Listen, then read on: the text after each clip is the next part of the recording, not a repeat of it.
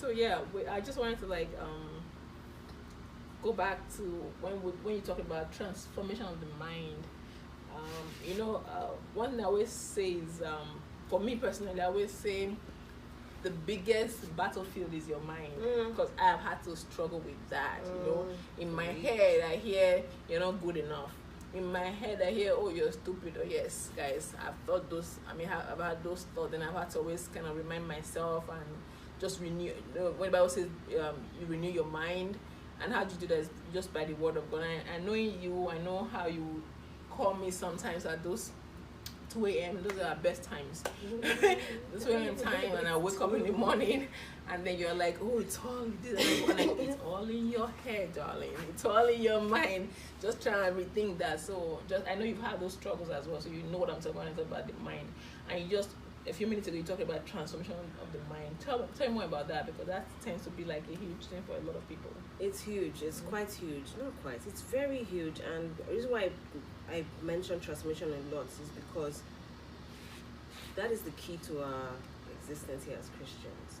Transformation of the mind. And it's so important because without the mind is, I think the mind is that control room. Like everything happens on your mind. It's that control room. Change that to change on the outside. It's where God actually, the Bible even says that, we serve the Lord with our minds. It's that place.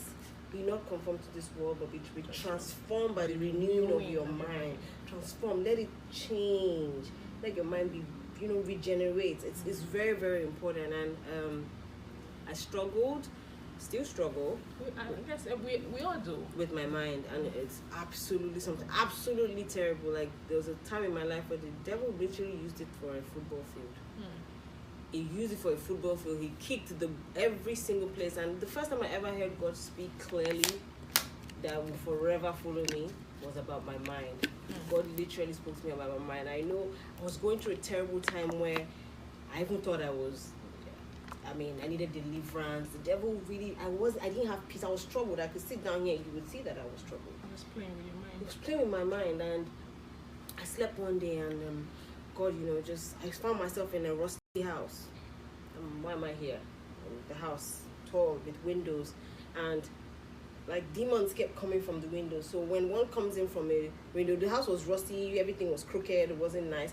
When one demon would come from a window, I would shut the window, it would find its way through another window, I'll shut it. So I kept working, exhausting myself, closing windows, but they kept finding holes to come in, or I didn't close the window well. So as I was waking up, God just literally said to me, He said, this is the state of your mind. His voice is so thunderous. Wow. And I woke up and I was like, hey, God. Meaning, like, your mind is so plagued. I can't even speak to you. Like, your house is rusty. I made it a mission to myself after that dream, even more so now that I'm going to build myself a beautiful mental house. Yeah. Beautiful mental house whereby my windows will be closed, my door will be closed, guarded with the word of God. Everything will just be closed. And I was always thinking I would even write myself. I wanted to write an article. I was trying to look for the name, and I was like, a letter to the post office of my mind. Like, you know how the post office of your mind, what kind of deliveries are you giving me?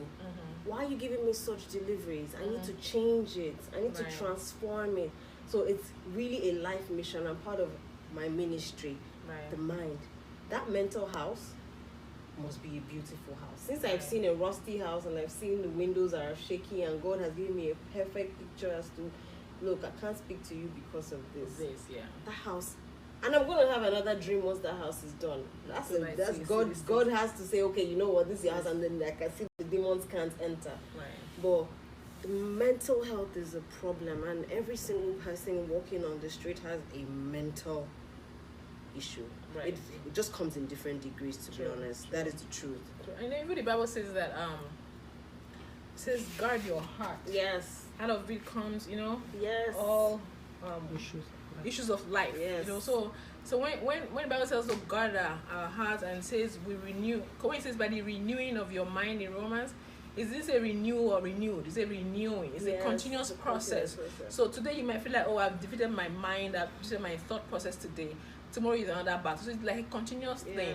And there's the one for me that is so big for me is the way man thinks in his heart, so is he. Yes. So if I think of me little, it's funny how you said about the house. For me, whenever I'm like in this state of prayer, like I'm kind of in this intense moment of my prayer, I always have this picture. It's not a dream, but it's kind of, I don't know if to call it a vision, but I call this picture in my head. I shared this with my friend. She's like, she didn't know what to tell me. But after I told her, I knew what it was. Yeah. I'll find myself praying, but I find myself this little, and I'm like this little, and then it's like I hear this voice in my head. That's how you see yourself. Oh my like, goodness. ouch, that's hard. Really that's how it's like the way man thinks in his heart so easy. So you see yourself little, if you see yourself stupid, if you see yourself not good enough, that's what you're going to project. Yes. Because what goes on, I'm so big on this, what goes on, that's what comes out. If you see yourself bitter or whatever it is, unhappy, or whatever, think of whatever, every negativity, you put it inside, that's what's going to come out. So yeah, just really working on our minds. I believe the biggest thing for every believer, every human on earth, is the mind. Is the mind. So I'm just kind of glad that you shared that. Just being able to. I believe God is raising a generation whereby He's trying to expose. It's always been there, but I think now it's more obvious with the things that are happening in the world.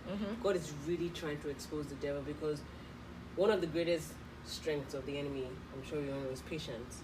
So if he can carefully, right from your birth, he's watching you. He sees those things. He can carefully work on your mind. So if I can get this person's mind, I get he will take his time. He will work on your mind. He will do certain things, and then pow, he works from the inside. The devil, like we all know, will never appear to you in front of you. Yeah, it's right there in your mind.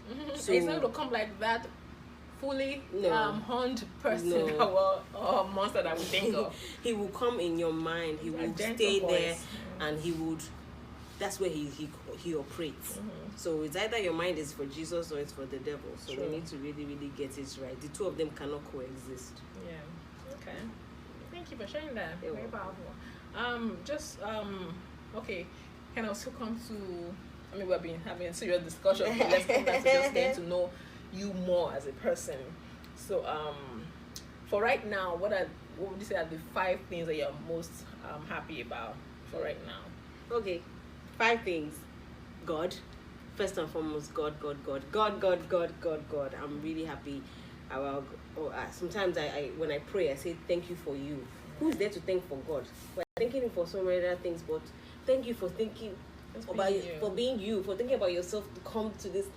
Are you okay, God? Do you need something? You care for us for so much, but we want to. Yeah. So I'm grateful to God, and grateful to my baby, to my husband as well. I knew that was coming.